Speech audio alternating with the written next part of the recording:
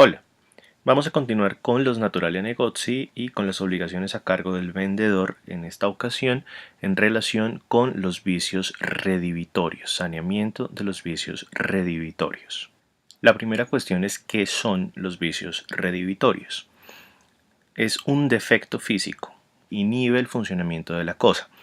En ese sentido, es un vicio funcional que impide el uso de ese bien sobre el cual está recayendo el contrato, sea porque lo impide en términos naturales, o sea, para lo que la cosa está diseñada, o lo impide para aquello que se pactó en el contrato. Si yo compro una vaca, por ejemplo, y está enferma, pues eso será un vicio redivitorio si cumple con las demás características que debe tener y pues puede ser impidiendo el uso natural en la medida en la que no es apta para consumo humano, por ejemplo.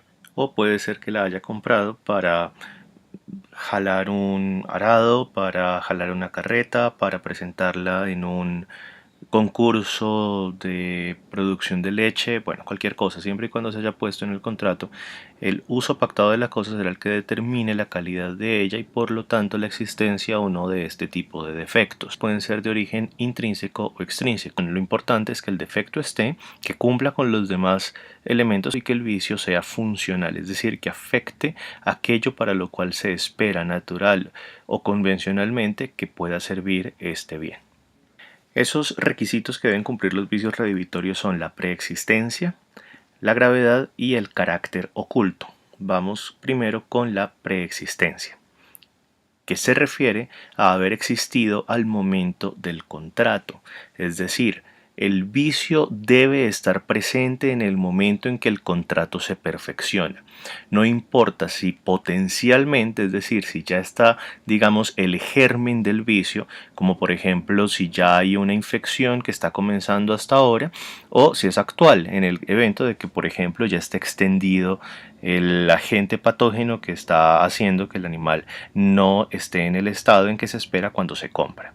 El siguiente requisito es el de la gravedad, que está totalmente relacionado con el vicio funcional que impida el uso natural o pactado de la cosa, es decir, la gravedad de este vicio debe ser tal que efectivamente afecte ese uso esperado del bien sobre el que recae el contrato. Tiene que expresarse en términos de relevancia, porque obviamente tiene que ser importante para que se considere grave. Y esto es más fácil de entender cuando se hace la analogía o cuando se entiende como un error, especialmente cuando estamos hablando de una afectación de un vicio que impide el uso convencional de la cosa. Justamente el error es una noción falsa de la realidad que hace que el comprador en este caso tenga una idea errónea respecto de las calidades, sean esenciales o sean accidentales de la cosa, que lo llevan a celebrar el contrato que de otra forma no hubiera celebrado, es decir, no hubiera comprado este bien. O, en caso de que sí lo hubiera comprado, hubiera pagado por él muchísimo menos. Esto luego se va a ver reflejado en las acciones que se conceden al comprador frente a vicios redivitorios, sea la acción redivitoria propiamente dicha o la acción de quanti minoris. Si el vicio es redivitorio completamente, inutiliza por completo la cosa y la acción conducirá a la resolución del contrato. Si es de relevancia pero no es redivitorio, o sea, no inutiliza la cosa pero reduce la utilidad que se puede sacar de ella, reduce el uso posible de la cosa, tendremos una reducción del precio. El vicio redivitorio no se trata de lo simplemente desagradable o molesto, sino que se trata justamente de algo que afecte de verdad la funcionalidad convencional o natural de la cosa. Por último, el principio de conservación del contrato, que nos indica que de varias interpretaciones posibles el juez tiene que elegir aquella que mantenga la eficacia del contrato, nos indica que si el vicio es reparable no es redivitorio. Si el vicio se puede reparar, entonces la cosa no tiene su funcionalidad destruida ni inhibida, que se ve representado también en las normas de la Ley 1480 de 2011, que es el Estatuto de Protección al Consumidor, cuando le da al proveedor la posibilidad de hacer las reparaciones sobre el bien en caso de que presente vicios redivitorios. Dependiendo de las circunstancias particulares de cada caso, puede ser que este daño reparable dé lugar también a una rebaja en el precio que el comprador deba pagar. El tercer requisito es que el vicio sea oculto. En primer lugar, esto implica que el comprador desconozca la existencia del vicio, porque el vendedor no los manifestó. Esa es la primera. Pues obviamente, si el vendedor no le manifiesta al comprador que la cosa tiene un defecto funcional, el comprador puede no enterarse. Pero adicionalmente se requiere que la simple observación por parte del comprador no haya sido suficiente para que él se diera cuenta de la existencia de este vicio, es decir, que sin incurrir en negligencia lo haya pasado por alto. Y pues obviamente si es un profesional, en el caso por ejemplo si es un mecánico y está revisando un carro, pues debe por razón de su profesión o oficio conocer los vicios que puede tener el carro que está comprando. En cambio, si no tiene esa profesión, pues no puede conocer en razón de su profesión o oficio los vicios y por lo tanto no se le puede endilgar negligencia en caso de que no los haya conocido. Sobre esta base, la Corte manifestó de una forma muy acertada que en el caso de los vicios redhibitorios se tiene que averiguar el conocimiento que tuviera el comprador de ese vicio. Y en caso de que no supiera que el vicio existía, si su ignorancia dependía de su negligencia o no. El siguiente elemento es la buena fe del vendedor. Es decir, que el vendedor no conociera tampoco el vicio. Si el vendedor lo desconocía, tiene que restituir o rebajar el precio. Pero si lo conocía, pues estamos hablando en este caso ya prácticamente de dolo contractual y por lo tanto deberá indemnizar. Una cuestión adicional que se ha planteado en relación con el carácter oculto del vicio es si se necesita un perito por parte del comprador para revisar la cosa que va a comprar.